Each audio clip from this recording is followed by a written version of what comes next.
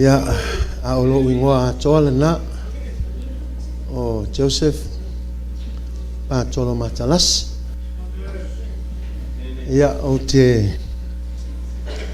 sau mai le nu ule o lauli i sa mo sifu e lope ini lauli i Amerika Samoa ya o lauli i lai sa mo sifu o te malanga mai ai ya nei tai au e mua na avet whaftai le tua o na ole awano tu ina mai ele sunga i whawhea ngainga ia le po pea le nuu ia whala au le nei tai au o na se awano ua o maua ia whaftai le tua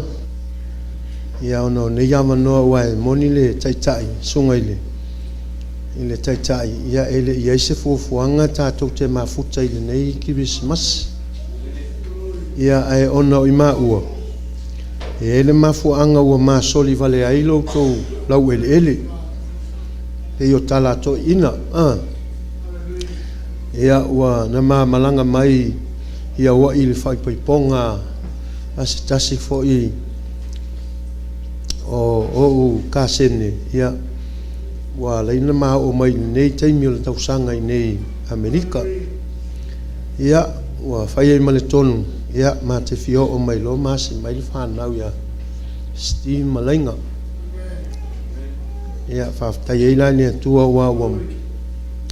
te le taimi ma tau te le whaikidisi masi ia a leo mo le avanoa ma tau te whaikidisi masi ai ia ua ele i lope to e Moses ia avanoa pele ai After tuaile sunga ya popea ma le falitua ya Teresa ia ona o le avanoa ua whaiona tu ina mai moa ia e mani na utua tuane avanoa le ititi ale si o matou ainga na se 2 minuti ele ovaloa utawhia ia ala tu lalo e 2 minuti e funga le whaisanga tala langa le whatoa toi o mai lea ia lo Grace Matalasi ia o te sawi ule o sa le longa i sa wai na o te maa whale asi ia le mate ngā kue i au liki kōru sa moa ia le tua a whelo ia tu ni tae au na au mauna usuna kuea kuala au Sister Teresa taimi maha taimi si o usolea ia ia o Wellington ia le tua whaftai ma ronga kue ia le tua whawhelo i fwoi le sunga iuni man whantua ai mai se pa ia le kalesia le whenga kuena te mahama tina se o la wei whana witi ia le tua e pēna tā ua te mana o mai Hawaii ia se tu Alaska ia o mai o Seattle e loa i fwoi man whana o se mitama e rata o Kirisimasi fwoi nei o mato pai Kirisimasi ai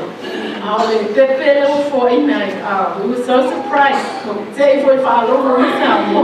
mo te whakuia le tua le whanau o whaupopo i numera i ia le tua whaftai le tua e le whanuyama whaftai o na wawenga whawhelo e tulani ni tae au whakuia atu i Kirisimasi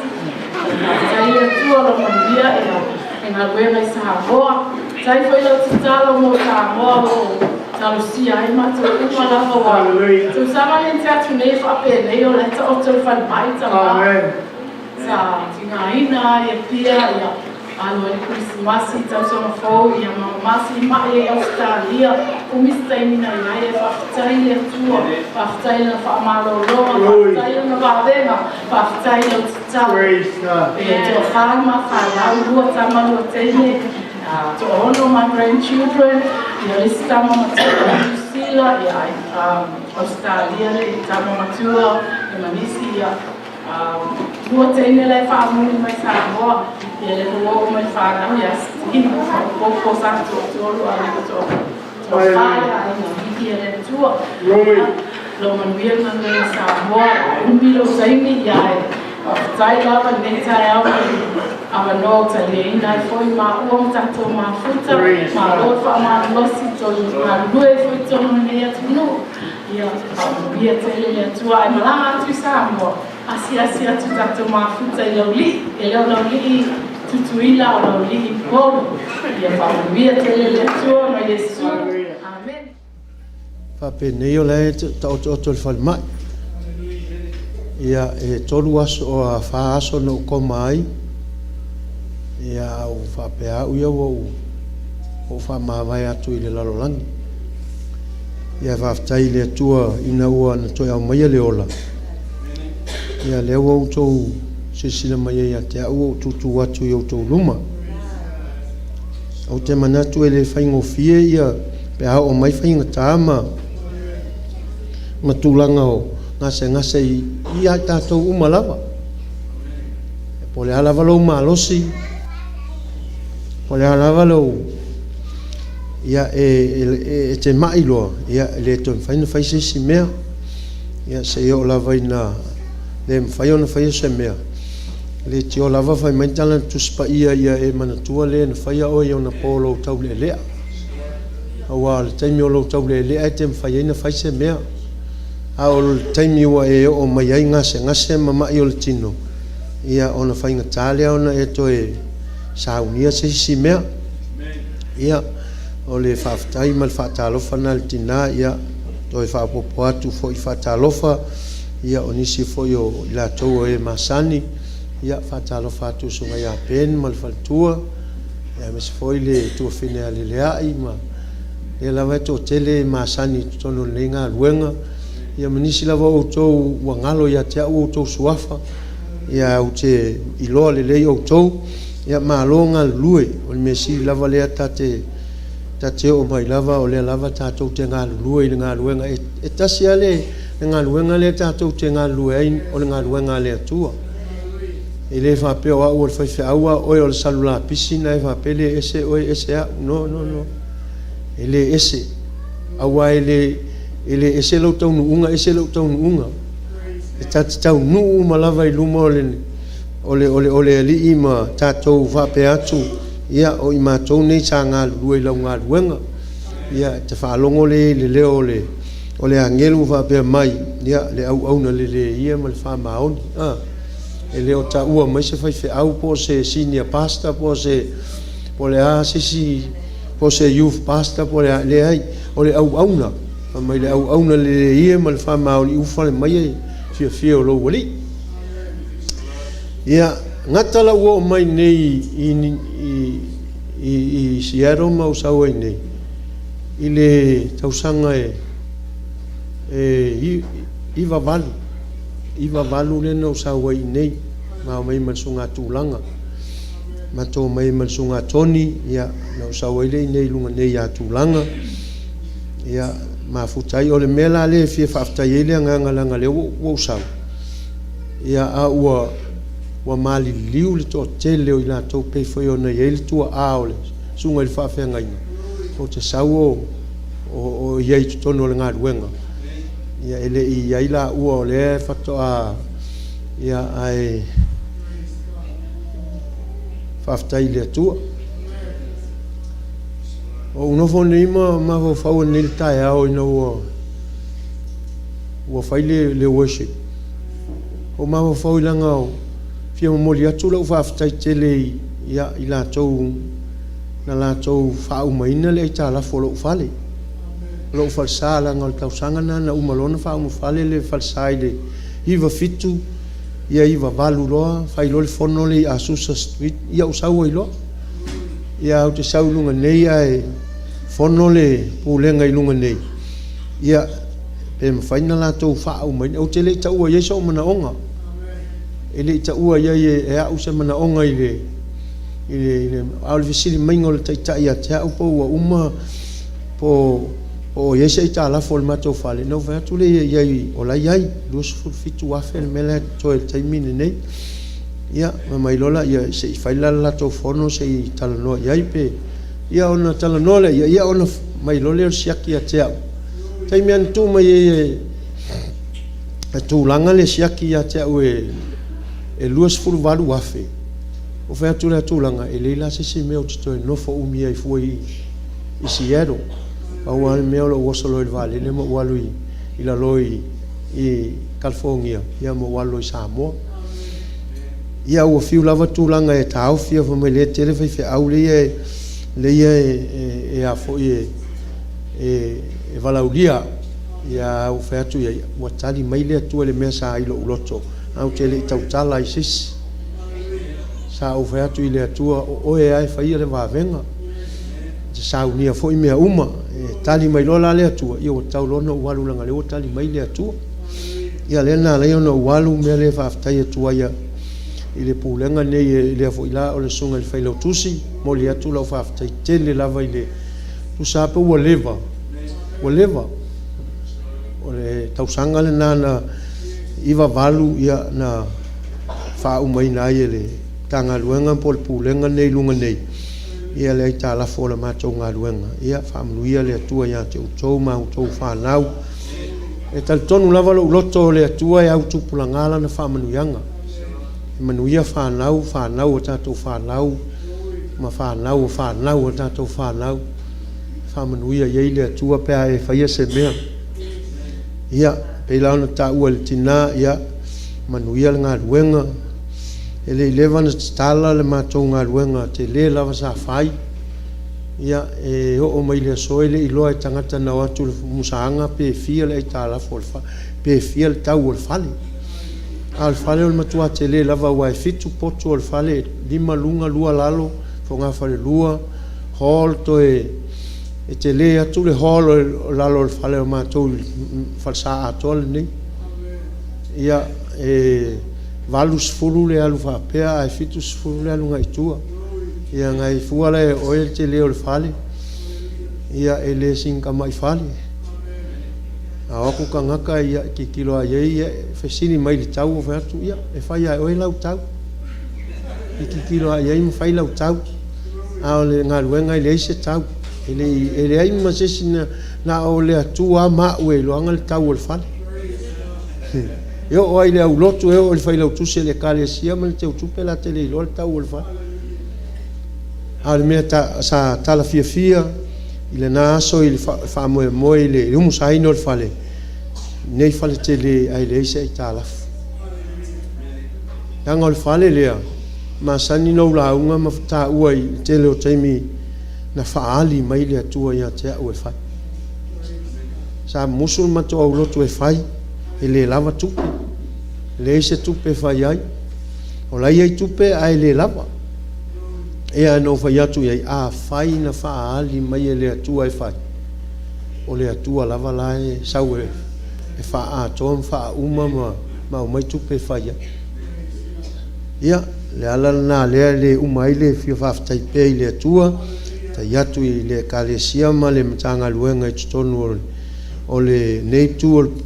o Amerika po le pulenga i Sierra nei ia ona o loutou aga lelei ia ma loutou aao mafola i le galuega i Samoa fa'afetai fo'i lau talitonu lava o lau tatalo lo'u manuia ai fo'i le galuega i Samoa so se Samoa lava o i lenei atunuu ia e fa'apena na ia e logofia lava le mo le kalesia tatalo te iloa oe o le kalesia tatalo e lē taupamuga le loko e lē kele vai e o kele o isi loku ka ke laku o ke vakuga kua afu le lea le kai le pamuga o le loko kau fa'aolaolaga a uma fa'asasiva ia ua fai isi faiga e ae logofia le kalesia tatalo e o'o mai loa le fale iloa le tagata lana me fai and worship tapua'i i le atua te le ani tala fia fai atu ana nei taealo te vai atu le fau mai me alofa i au te iloa o tamaiti ia ma whanau e le o iai a se mafaufau se upu ma mafaufau se launga po se pese po le ase me pau ale mea ngā o le kilo whaamakakasi mai a i le piko le po o whea lau me alofa lai o ia o te manatu fo i lai whaapupu wai lau launga nei taeao whaapupu wai o au leo se tangata whai launga umi e uma tu lole mea na mai ele atua o te tāpena ina ia tātou malolo fo nei taeao o te fia lava e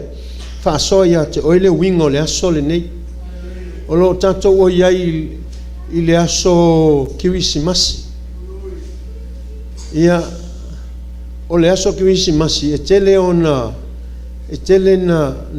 whaatu e tangata le la au Kirisimasi tonu o le fale au te le o iloa po e malamalama ai le la au le nai tu tono lo fale.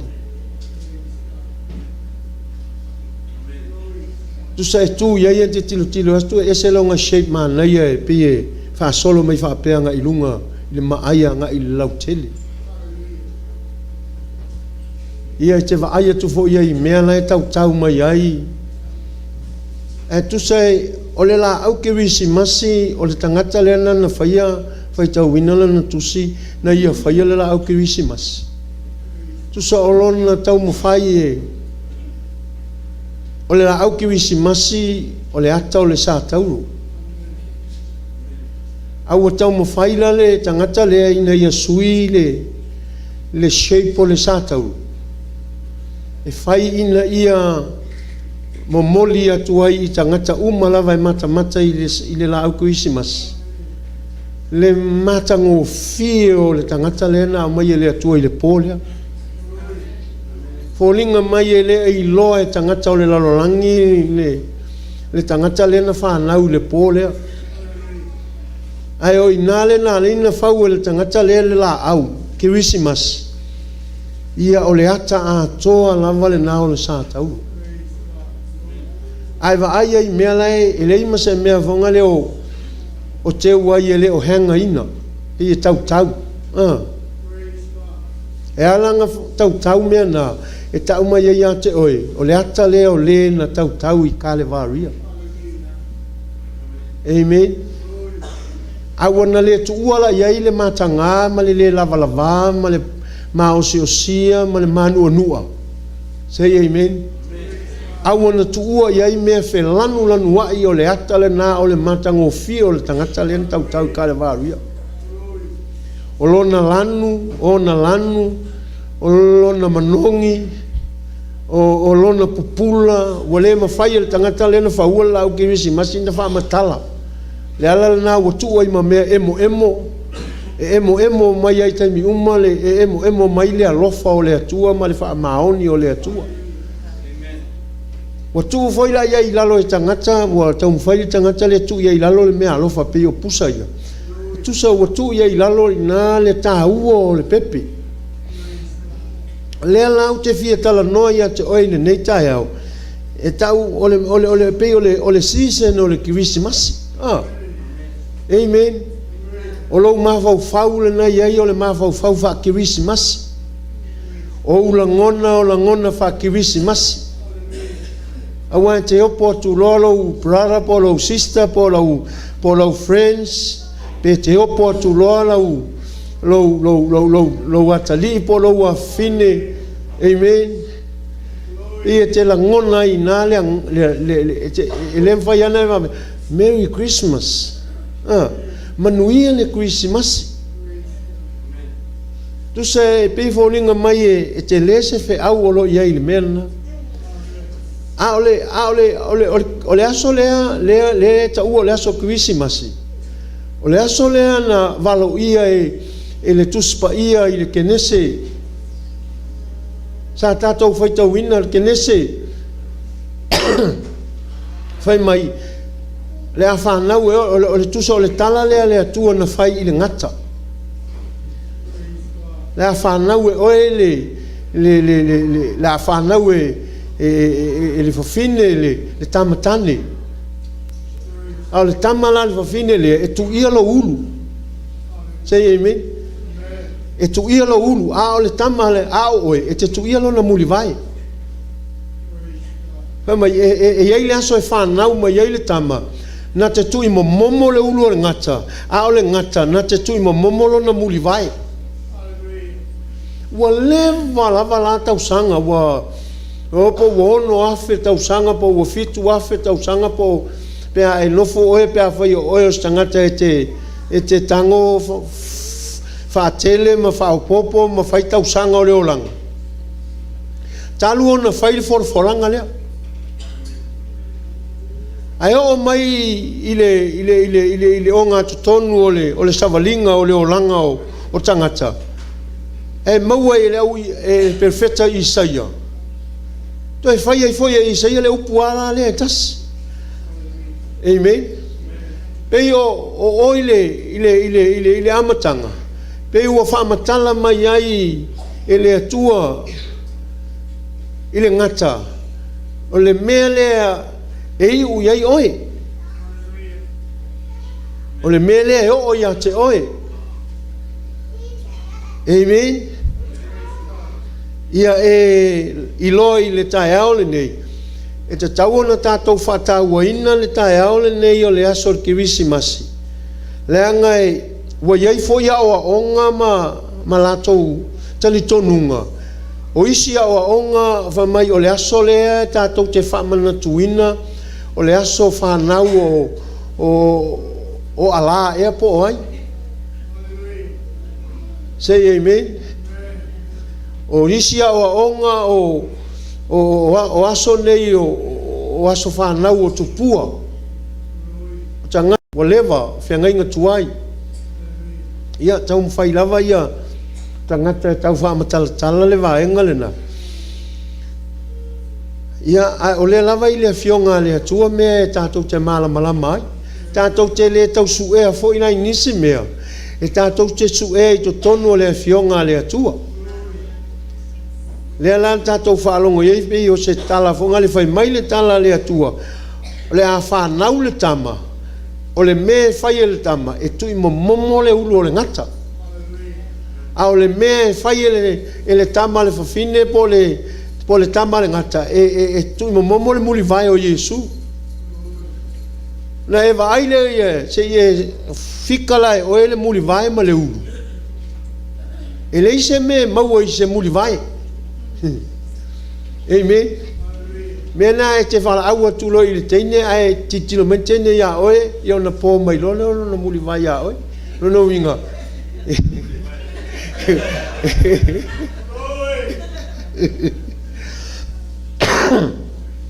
Amen. Ele i o tātou launga a le tau whamatalato le melea ina ia whaingofi ai awa ele umi ale tātou launga whaingofi ai ona e sila fia le mele la tātou talanoa ina ia e mana ia la le su e lau tuspa ia i le Isaia na ia i le whaupunga lana e vaila i le Isaia lana e fitu o le whai upo e sfuruma le wha mole mole a whai o iei lau tuspa ia a po tu le whale ia su e hifola ia i le Isaia e fitu ia whai upo e sfuru wha. Amen.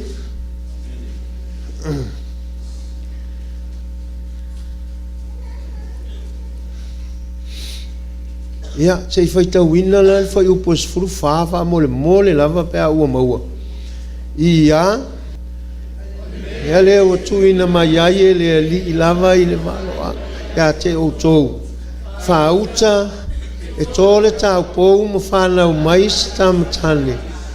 E te whaingoa foi a te ia o Emanuelu. O le vaenga mua la le na. Le si vaenga mua le na o le prophecy mo le melea. Pei o le mea mua pei o se mea foi ngale o se mea na tau mai e le atua i le ngata. Pei o se i unga o le ngata lea wa. Ai pei o le fatoa matan tātou whaalongolongo. O leo wa fai mai, o le a whanau mai le tama, e whapenau o na whauta e tō le tau pou ma whanau mai le tamatane, na te whaingoa foi a te ia o Emanuelu. O lona winga o le Emanuelu, o le iai le winga lo loto o le Emanuelu. E mwhai foina na u te ilo u whamatalatu e le au na le atua, le winga lo loto le ngoa Emanuelu. Au te le tala noa iai, o te fia tala noa lava i le mele fai mai. Ua whanau mai le tama. Ua whanau mai le pepe. O te fia tala noa i le pepe lea e whanau mai. Ese lea pepe. Se pepe ese lea. E le pei o le mātou pepe nena whanau mai toi ave foi te whale mai. Say amen. O se mea alofa sa tuina mai i le mātou a inga i le whanau ma le a inga. Ia le ua mai, ua mafia fio o mawa ai eia matele i o mai ia lefa mai sa ave le whale mai ia tu uai manina yaso wai le i atoa ia paunga po a ia mea fo mai se ye me pa wala tala le au mai ia ele ia to paunga ele ia to tai mi masina tauna fa na wai ia mea mo va pena a ole pepe le na fa na ule tai aule ni sole e se a se ye me e se al me le vai mai tu spai vai mai ole a to fa uta ole a to le tau po mo fa na mai ta matane fa ingo fo ia te io Emmanuel ia fa matala Emmanuel nei ta le tala vai mai o lona winga ia ua ia te ta to le tu se ye me e o tala io le pepe le a to e so e atu le sila o pepa na o le isa ia na i luma to e iva o le fai upo e ma nei ala tatou fai tau le fai upo e ono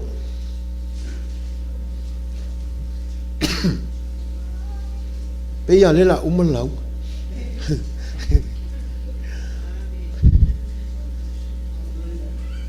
o fai upo e ono nei fai mai e fo ia fai tau fa tasi fa mole le fai upo e ono au a ia au a ua whanau mai mo i tātou le tama ua fo ina mai mo i tātou le atalii e ilo na ua le malo e ingo fo i o ia o le siri ese o le fai pule o le atua malosi o le tama o le whaavavau o le alii o le file mu sole se kwa ese foi le pepe amen ele i vai se si ai po anga nga luenga ele vai foi se po le a pe au le pe amen ale wala mai ele perfecta me oloi fa pe ngau nga fa ngau mai le pepe le sei amen ole me o foi lo wa loto na fa ngau nga po ai ngau ko lua ka feo ia su e po fe le fa ngau ai mai le a fe ma fe o ka langi ng feo ai solo nga kan ai le ia ma se ko fa pe ko ni makua sei amen au le me fo ia mali e fa ngai le tu ola na porkalama ele fa nga winga se fa mai pe nga ave fa ngau se fa kai malo se hotel ai nga ave fa ngau i le fale o manu pingo ofesili atu le i le nganga o le atu o le me wa ave i le alo le atu i le fale o manu ai o kikilo ko pe o lo kusima ia se aka ia e te lo e ma faingo fie na e malama mai la mea pe o la tu sima ia fa matala isi tu sima ia le me ta o le loto ma walalo o le file mu ia pe ia le ata mai ala i le mele fa matala ile fa upule ono le isaia le eiva a wa fana o mai mo tatou le tama o fo ina mai mo tatou le atali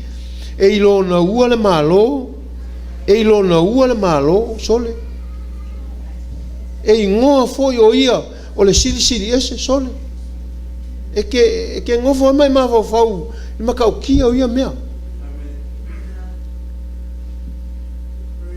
o ka fai ala e ka fai e vai me ia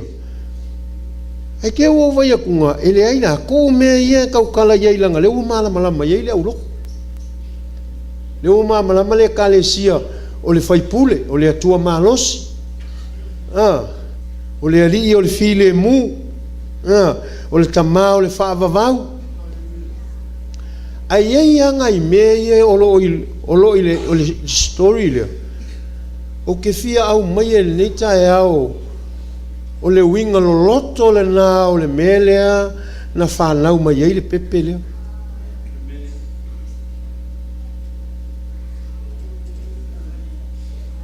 mai i le foi upo e lua ai vai le foi upo e lua na e ei le whamatala fai mai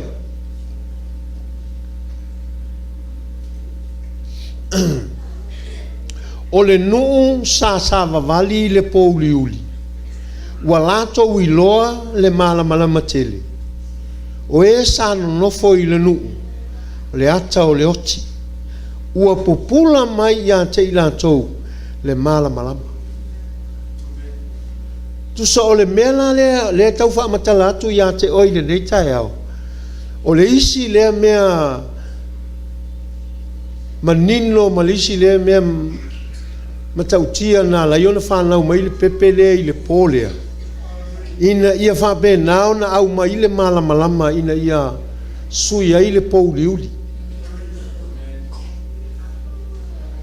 Pai mai o le nuu sa iai ua lo fia i la tau i le pouliuli.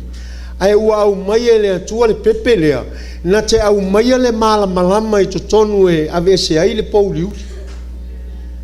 Ave ese le pou e le malamalama lea le pouliuli e totonu e le ngata o totonu o lau tangata. A o totonu o le mea o loo e iai ma le lalolangi atoa. Leanga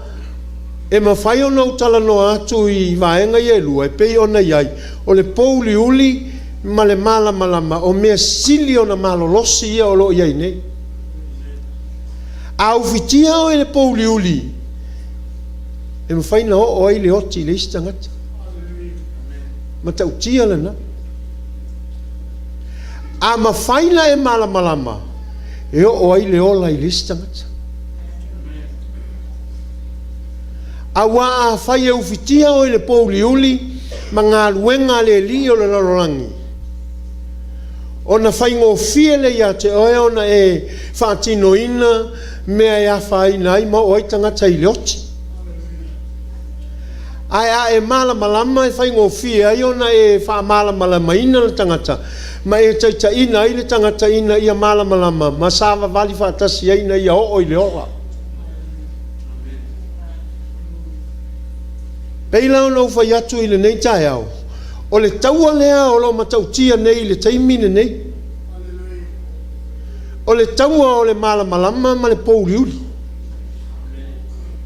A wā ae waaila iai i le matautia o le melea. A whai e te tango e ti le mōli lea. A wā e te sau te tonu o le whale lea o le pouliuli. O le ai ma se vai panoa o le fale lea o iei se malamalama. Au nauna e ti inga lava o le mōli. O le me fai le malamalama o le tuli fafo o le pongisa. Se iei mei? Nauna ti o le mōli tuli loi fafo e le malamalama le pongisa. Alu loi fafo. O le me te ofo ai. Te manao ina ia e picture mainga le mele au te tau whaamatala atu ia te oe. O le me ofo ai. E te lei lopo o wheui ai. A te tailanga e tango e tape le mori o lau potu. Nei te tile po wheo so i pongsa. Se e me. Au le matautia na o le mele tele ina awhai nai a inga, awhai ngai whanau, awhai nai le kalesia, awhai nai le lalorangi, awhai nai tangata umalawa. O na o le malamalama ma le iloa na whao ngā mea i e lua. E te iloa lo whao ngā le malamalama peo na whamaitala na tuspa i e nei tae au. Sa pongi sa ma pouliuli le nu. Hau ho mai le malamalama. O na pupula atu leo le malamalama i le pouliuli. Sei ei me.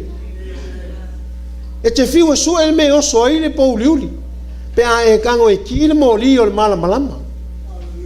E ke vai aku ele ilo pe ngā whenga luese aku marau makokongo o le me lea. Sei ei me. A e kango lai ka pe. Ka pele moli e koe saule a koe kukong ai kere ilo foi po feo so mai ai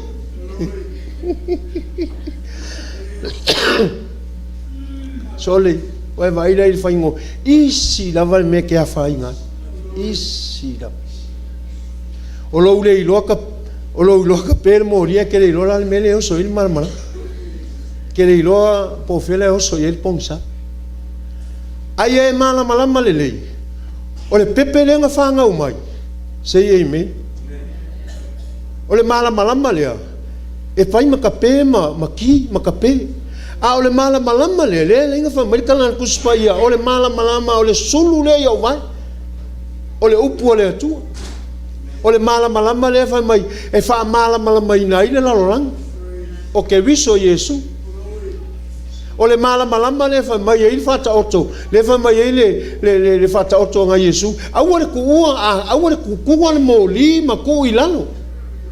Ai kuku le moli ma ku ilunga le me ile tu nga la me pa ina ya malama tu ile lo rangi lo malama. Say amen. Fa nga wole tu le ni tai. Ole me mo nga le fia fa matal tu ya te ole ni tai. Ole pepe le wo fa nga ule ile kai oni. Say amen. E fa nga le pepe nga ilo loto. Na ilo le wo fa le aku le malama. Nga ke ave se le pong sama le po uli o le mafa fa uma le loto le tangata. Say amen. Pa wale o le pepe o lo na malosi. Ile mafa fa uma le loto le tangata. Ele au ye se malosi o se fo mai po se fa masingo po se loia. Ai au ye le malosi o le pepe le o le pepe o kiwisi mas. Le te fia wa fia ni kangaka wa e fusi nge ya so man nge ka yao kalu mai nga pors furulua wa fia ngaka wa e fusia mai Merry Christmas fa manguia ki Christmas ya ke oe. Say amen. E o ya ke oe malau pe kangwa ku fusi mai lo wakali pe fusi mai lo wa finge manguia ki Christmas. E ele fesili le fia fa ya ko le mena. O le fesili. Esa. O sa ola o mena fa. O sa ola o kala ngai fa lo wafi. O sa ola o kala ngai fa lo goru. Ma mia ki dismasi pe nga singa upu ahe ke wa ko le la au. Fa manga ye la o ki dismasi. Fusi aku ya wala nga. Ole mele manga umia ele pepe ia sau mai ko kongui ile ko inga meanga fa manguia le Christmas is inside your heart. Ele kele anga me ai pese foi ola polar ka ko pese manga ye vani ka o Christmas Merry Christmas da foi pese o fesili Ole fesili e fia fesili e koe ia ke oi. E sa. O sa ole mei lau pese. Pe ngā se mea wangare ngā e vali eile mea. Amen. Ia, that's alu oe mai. Langa leo ke mga whapupu ka kolau. Ai wa aila ye lisi mea ngā ye. Inga. Ole pepe le nga fa nga umai. Le pisa yaka nga kai pepe le. Sole. E la ni se me manga ia la ye nga ile. Foi upo kon. Se fa mole a se isu e fa se si e foi upo kon fa ka umai la le fa mole. Ia foi upo tolu ole mele al ka ko isaia le e iva le ka ke ia. Wa e fa te leina le nu.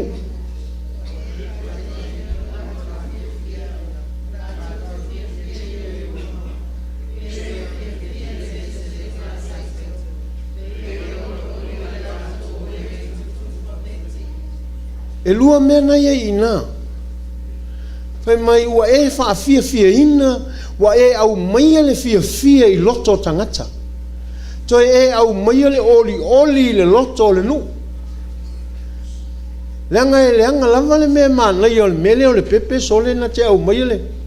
Ai ese pepe lo ainga. Ese ala ngona o le ainga na.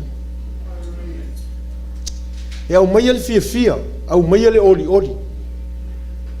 Ai o le oli la o le pepe tatou lea, pe o matou pepe lea ua fia lava i le nei tau sanga ua mawhai kirisi masi mai il maatali i asti.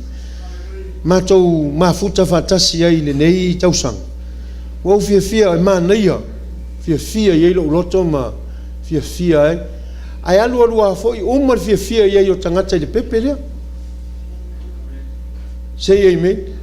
A o le pepe lea ki disi masi lea e le whaamatala mai i. Pai mai. Nga te avatua le fia ma le oli. E tu mau e whaavavau. E le suia e seisi lo na whaamaoni. E le suia e seisi le oli. E le mawhai e se meona ti neia le oli o le tangata le tiova i mai e le tuspa ia. Oli le li i o lo mano si. A e oli lai le oli na le mana o le mana o le pepe le na whanau mai loa mana o momoli atu i lo wainga. A momoli atu e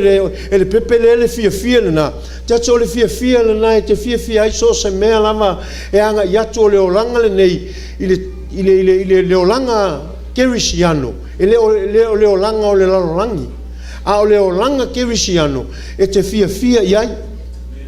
Say amen. O te whaftai le atali i a Steve o wai. O nei tamai titi sa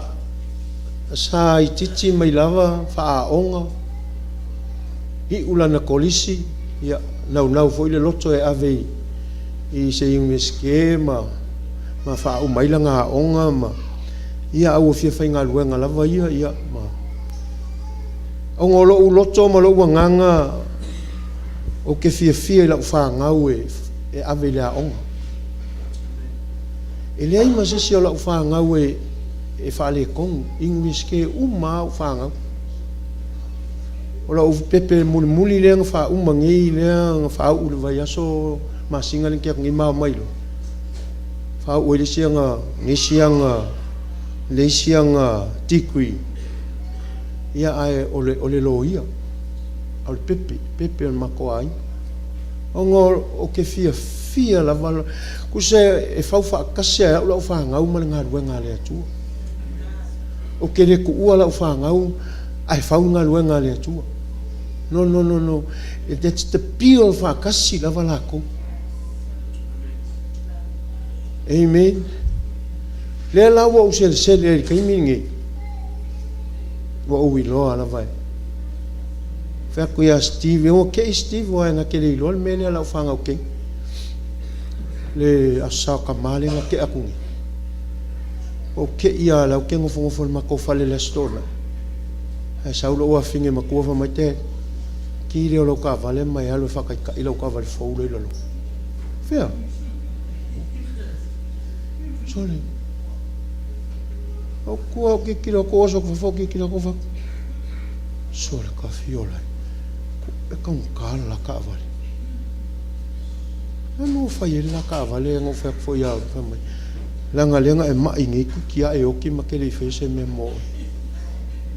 Ai o kele mele lei wai ngai a onga oka se kaunga kao ngai a onga ma onga. Ai kele i whaafiki ra vai kongi ma pi. Whasa kauro kako mea ai whasa kauro o lava mea lava. Ai kuu umaro wola e ave whai mao. Amen. Ia whaftai e foi lai lea karia skivi o sau o lau talo lea whaonga inga whaangau ia malama le foi lau wali ia pau ale mea nga wawa o ai lau whaangau e o mai lea so lea foi malama sunga skivi mea nga leo mangui ai loko i lau li o wawa o a mea ki kamakingi ia ko a anga ma ia whaamahongi whai lako sfurua lau whaangau umai isi se le whai sfurua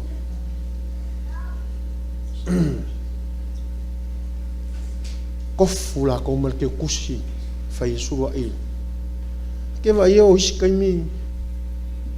o ke wa o ke kala ele kala se fai lo kusi e ma kusfurua o ke kala le sfurua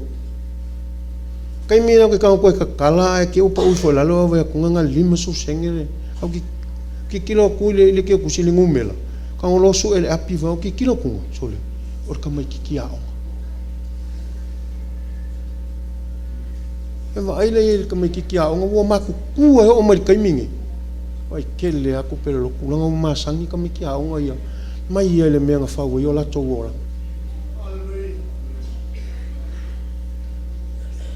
Amen. E loa ai fia e faise mea mo le li mai mamalama e faise mea mo le li o le makua whaamangu ia inga lava o le ngā ruenga le atu. Wa whaamangu ia inga lava le ngā ruenga le atua pe langa o kau kingo aku ngika au. E le ise ka la fale lea. Ai le loku lea ke le wa ai whaingi su ngā whaingi racing pe whaingi mea. Ma ngai ke le kala lea al whaife au ia o ngei ia kai au whamai. E le iangi whaingi racing ia ngei ka le si e whai. Oh, that's all me sa oanga. Mo ia no kala. That's all the principle le ku e fa wala ngaluanga. Al se fu wa ia mar kaulang. Al me foi nga le ke vai kanga kale fa maongi mo le kale si e fu wa. La es twako. Au kanga ka ia fa maongi la ko fu wa. Yo lai ka miki a onga ia fa me la ko fu wa.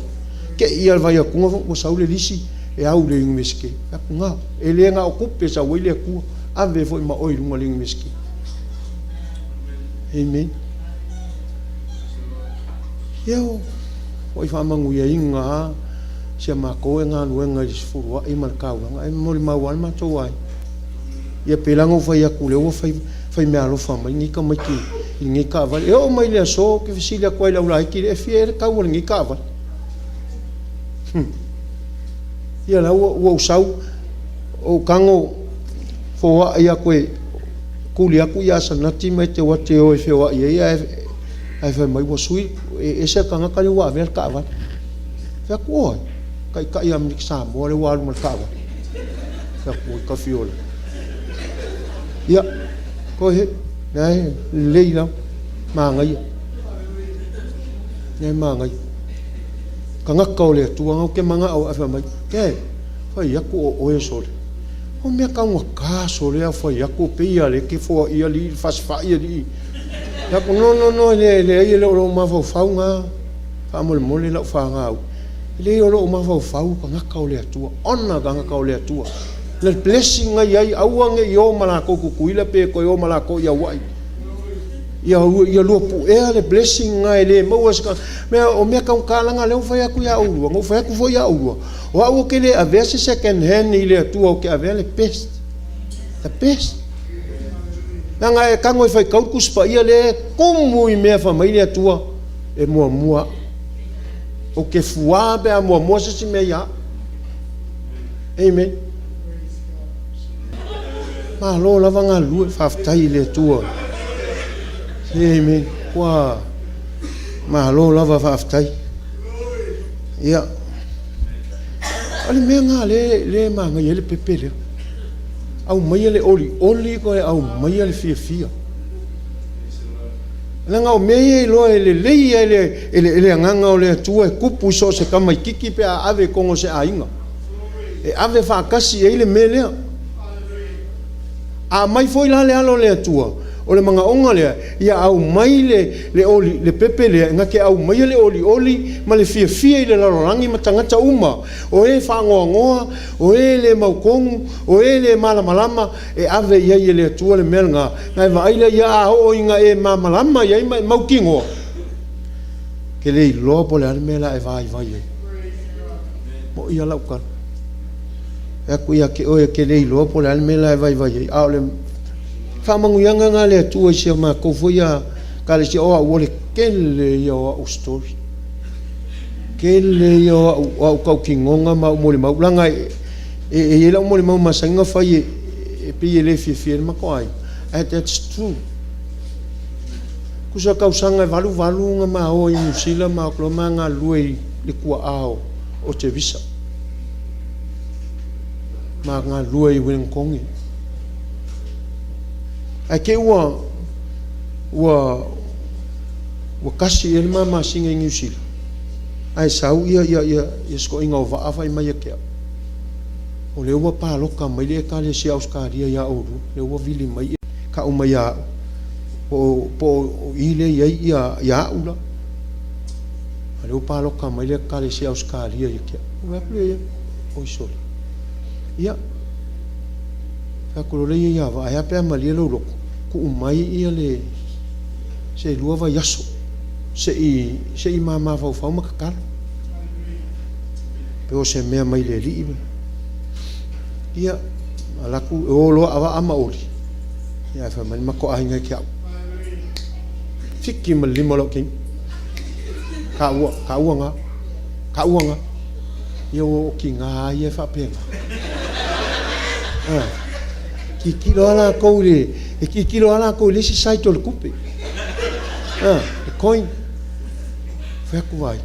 ka no ma ka sa i le li po la ka le tu e ke o sa i le ku le li ai ma ka kia le kala le ku fa me kia mai le ku e kia vai o o Samoa ko ya se ka fia ngo foi New Zealand ka fia alu foi Australia ya mai le ai o le vala winga o Samoa ya o mala io fai le ma kala mal ma ko ainga o fai akul ma ko ainga ma li lo loko ele o fa kanga inga ele tu ka o ke o Australia ka ke fai fe au ia fa mayang kala i winga ka maiki ia o ma esa o ia wa o ia nga o le New Zealand le pingo fa mo le mau ngi ka ia nga o nga fa kasi i matevisa ia au fa aku ia fa mai le ko ka ke o Samu ia ma o lo le Samu pa wal me nga fa ka ia ni ma ko ai nga fonga le o lo nga usika i le me nga o mga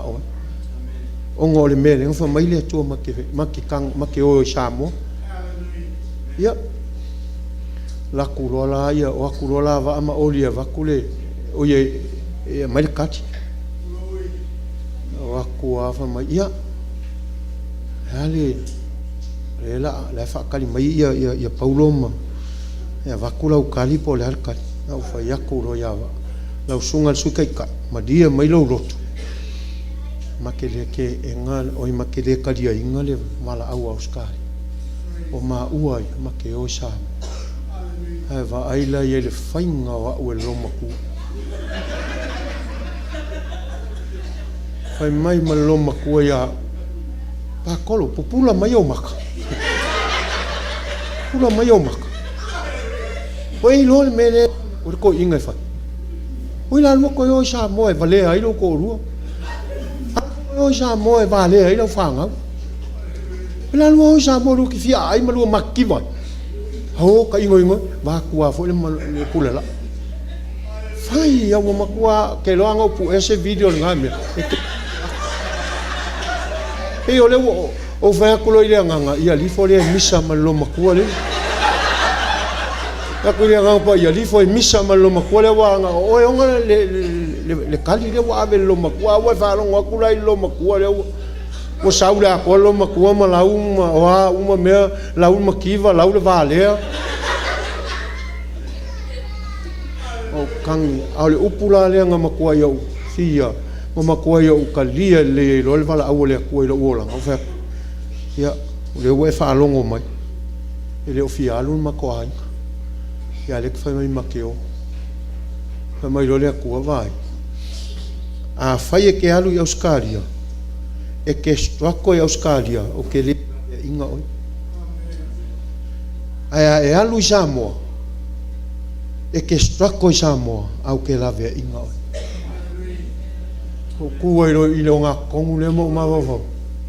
wa ke le ngai o ngai lu kaula o ngofoma o va ko ma ko ai ka o ye sa so le nga ma pa ye ko Samoa ai o ku o ave le au loko e ngofo le falio le ai ngole li la ski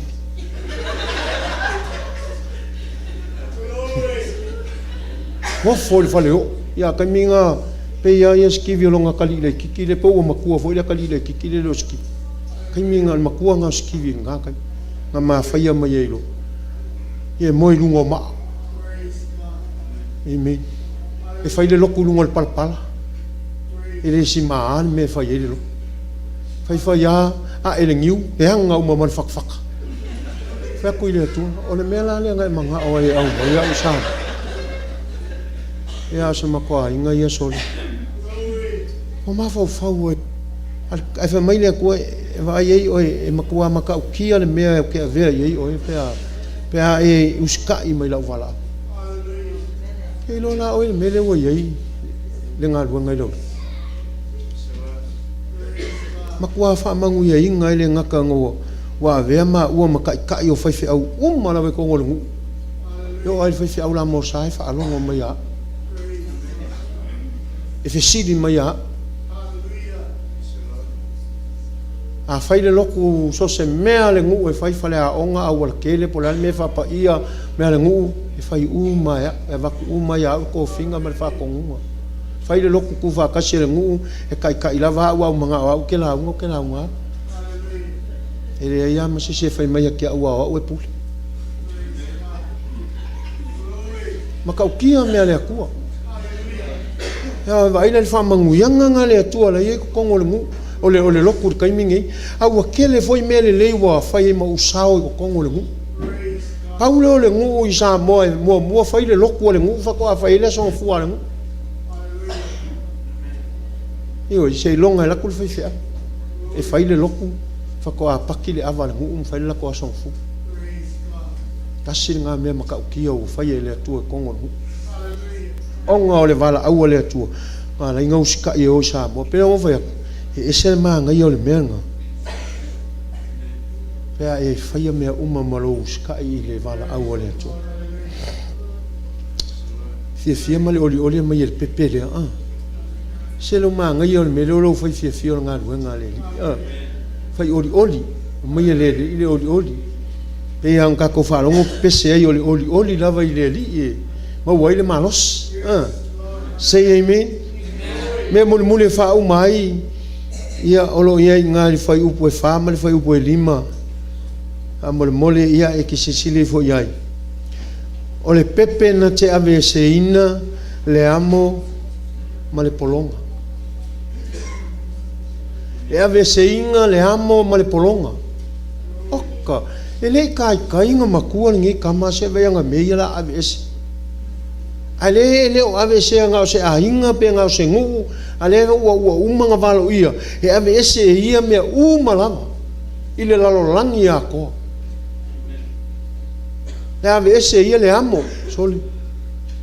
e se amo o ngai amo al ngi kai le pola o me finga nga amo me kausanga le ai o me ngi la amo ape ave ese ia le ufa mai o le pepe le fa nga o le kai o ngi na ke ave ese le amo amen na ke ave ese le amo ma le polonga me ngai fa polonga ngai oi sei amen o ke va longo isi sa wanga sungal fa fe ngai lunga li YouTube ai mashala kai mingi la o foi o ko mo me o kalonga ma ngai o au ia o la o preanga e fai le kana sungal fa fe au ka kalo ile tua ia mo fa ma losi ve au e kau kanga ia kangaka kau kala ku ia ke o ko awa e longo winga a fai o kai au o se sa fai sunga jumping ia o le kalonga le amaka nginga yo le inga ka falsa fa longo me fa ma langa o au alo wa kali maku nga point ele bank ANZ e alu e uku masi olanga o le o langa chop nga e alu e uku mo ATM e mai ala ka vale ya ma mai ma meu fusi kupe e ko kongo ka vale e moe mai ma alu e uku ATM ai saulo wa kali fa mai ke o manga ole pe ko ke fainga luenga ile sala nga kaunga uku ATM le sa pe a ko ile fainga le ngali uku ATM le sala nga manga o mie e turisi makanga fa alu e fai le pen alu e fai le pulo le pen fai se nga luenga a fai e ke le suia le e ke solia le sa e ke fainga luenga ile sa o ke va o e ke ko fainga luenga ke le manga o inkupi ele manga o inkupi o ke manga o ilo wanganga e ka ua ku ya ulo wanganga ilo kupe mai a se le fa ku le pega fa mai le fa alu e ave ka vale mai alu fa ye o va o e lo kama e ke le ko fenga lu au ke le manga ngupi ya alu se o kari a ke o ko sau o ve ko sau mar ka fa fa ko mo ko mai ka va mai o la o kari e peng ya la ko sangai ko awalu ale fia fi pe a uma loku e po e uku uma etie ele fainga i loa ka nga Yesu ngai lo wolang le ma fainga i loa ka nga ka langi Yesu le nga fa ngau yo ka ko wolang fa ye le pulo le peng le palangi ngai o lo ka mau le fi au e ka ua ku lo ka male ku ai lo le peng lo o fa ku lo ka ma ai fa mai fai aku ya o e kuria ko su se ngal ele o ngal wenga le aku ai e lo ka ngaka lo langi e ona o lo ku i le sa sau le sherifa mai fa mai le tau ele va alu e fai le ona lo tau o fa ku e ke le fenga wenga sa asko ngai aku ai ngei e kau le so ngafua a le sa o lo waso ngai fa e ke ku ua mo le akua fai uma mea o le olanga ai ke ku ua lo waso nga mo lo akua mea ngā lenga lengo fai aku ia kou fai pe sao le mea ngai awa ale sao e lei fo se alofa o i le akua ia alu foi lau kamanga ai ko sau fa mai la fo fa mai le pulo le hotel ia aku nga ele kasi senga luenga lo wa finge le loyo o ka walu mala sa fai mai ke au